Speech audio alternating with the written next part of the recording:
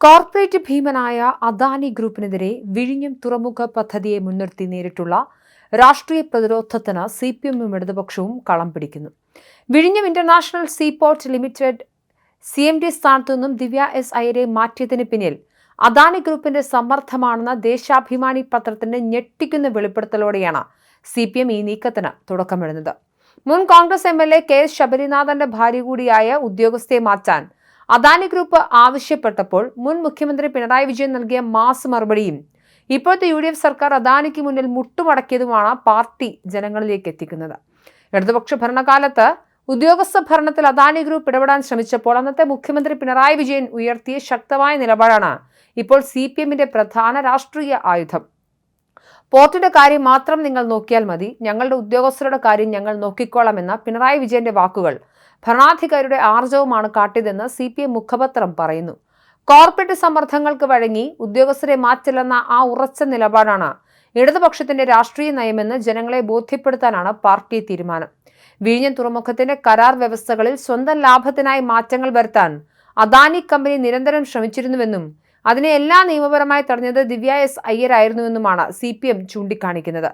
കോൺഗ്രസ് കുടുംബ പശ്ചാത്തലമുള്ള ഉദ്യോഗസ്ഥയായിരുന്നിട്ടും സംസ്ഥാനത്തിന് താൽപര്യം മുൻനിർത്തി അവർ നടത്തിയ പോരാട്ടങ്ങൾക്ക് ഇടതു സർക്കാർ പൂർണ്ണ പിന്തുണ നൽകി. എന്നാൽ പുതിയ സർക്കാർ അധികാരമേറ്റയുടൻ അവരെ മാറ്റി ജൂനിയർ ഉദ്യോഗസ്ഥനെ പ്രതിഷ്ഠിച്ചതിലൂടെ വലിയ അഴിമതിക്ക് വഴിയൊരുങ്ങിയെന്നാണ് ആക്ഷേപം. മെഡിറ്ററേനിയൻ ഷിപ്പിംഗ് കമ്പനി വിഴിഞ്ഞത്ത് 13,000 കോടി രൂപയുടെ വിദേശ നിക്ഷേപം നടത്തുന്നു എന്ന പേരിൽ അദാനി ഗ്രൂപ്പ് നടത്തിയ വൻ പ്രചരണം യഥാർത്ഥത്തിൽ സ്വന്തം ഓഹരികൾ വിറ്റഴിക്കാനുള്ള തന്ത്രമായിരുന്നുവെന്ന് പ്രതിപക്ഷ നിയമസഭയിൽ തെളിയിച്ചിരുന്നു. വിഴിഞ്ഞത്തെ അദാനിക്ക് ലാഭമുണ്ടാക്കാനുള്ള വെറും ഓഹരി കച്ചവട കേന്ദ്രമാക്കി മാറ്റാൻ UDF സർക്കാർ കൂട്ടുനിൽക്കുന്നു എന്ന ഗുരുതരമായ ആരോപണമാണ് CPM ഉയർത്തുന്നത്. ഇതിനെതിരെ ജനകീയ വികാരം ഉണർത്താനാണ് പാർട്ടിയുടെ നീക്കം. മുഖ്യമന്ത്രിയാകുന്നതിന് തൊട്ടു മുൻപ് VD സതീശൻ അദാനി ഗ്രൂപ്പ് ഒരുക്കിയ പ്രത്യേക ചാർട്ടേഡ് വിമാനത്തിൽ മംഗളൂരുവിലേക്ക് നടത്തിയ രഹസ്യയാത്രയെ മുൻനിർത്തിയാണ് CPM രാഷ്ട്രീയ ആക്രമണം ഘടിപ്പിക്കുന്നത്. ഈ യാത്രയ്ക്ക് ശേഷമാണ് സതീശൻ തുറമുഖ നിയമവകുപ്പുകൾ സ്വന്തം കൈകളിൽ വെച്ചതും ദിവ്യ എസ് അയ്യരെ മാറ്റി മുഖ്യമന്ത്രിയുടെ വിശ്വസ്തനായ സെക്രട്ടറി തന്നെ തുറമുഖ സെക്രട്ടറിയാക്കിയതും.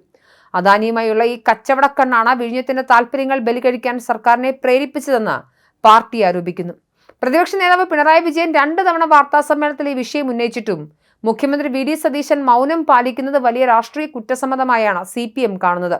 വരും ദിവസങ്ങളിൽ നിയമസഭയ്ക്കുള്ളിൽ സർക്കാരിനെ പൂർണ്ണമായും പ്രതിരോധത്തിലാക്കാനും സഭയ്ക്ക് പുറത്ത് വിഴിഞ്ഞ പദ്ധതി പ്രദേശം അടക്കം കേന്ദ്രീകരിച്ച് വൻ ജനകീയ സമരങ്ങൾ സംഘടിപ്പിക്കാനും CPM സംസ്ഥാന സമിതി തീരുമാനിച്ചതായാണ് സൂചന. UDF സർക്കാർ പൊതുസമ്പത്തും സംസ്ഥാനത്തിന്റെ അഭിമാന പദ്ധതിയായി വിഴിഞ്ഞവും അദാനി ഗ്രൂപ്പിന് അടിയറവ് വയ്ക്കുകയാണെന്ന പ്രചരണം താഴെത്തട്ടിലേക്ക് എത്തിക്കാൻ പാർട്ടി സ്ക്വാഡുകൾ രൂപീകരിക്കും.